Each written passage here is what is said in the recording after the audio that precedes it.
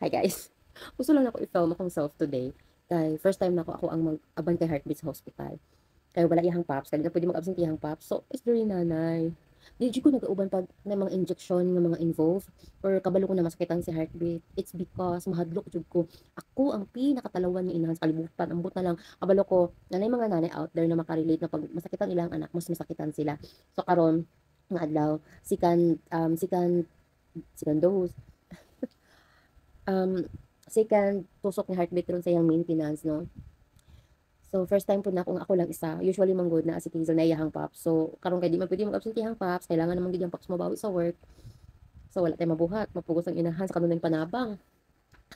Yun na una na akong inabang. Kung sa kahitsura na ako, no? Pag injection na si Heartbeat. Katong time gani nagpatuli si Heartbeat.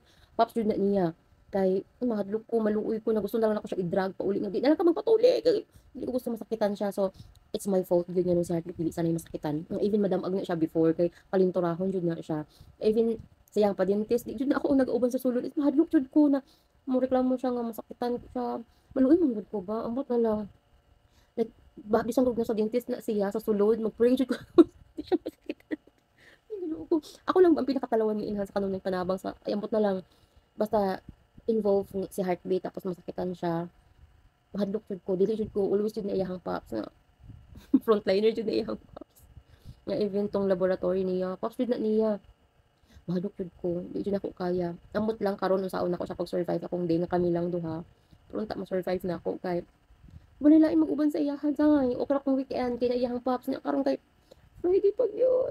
Pero mo siguro ning kailangan mo-survive sa isa ka inahan no na makita ang isa ka iyang anak nga masakitan pero para naman po din sa iyang kaayuhan oy pero tunong si Heartbeat nakadula na og soccer gusto po na ko siya masakitan kaya para masanay siya nga parang physical iyang dula ba na maging dili siya sakitin dili sa lamya mo si Heartbeat ba so 100% sala jud na nako kay dili jud ko gusto madamag siya dili ko gusto masakitan siya ibi mapaakan og lamok ay tinuod ko ui na kong ui pero mao na akong promise sa una ba nga dili ko gusto mahimong pareha kay mama. Una ako nasuburan ra pod ko. OA ra pod ko. So ambot lang unsay itsura nako ani unya.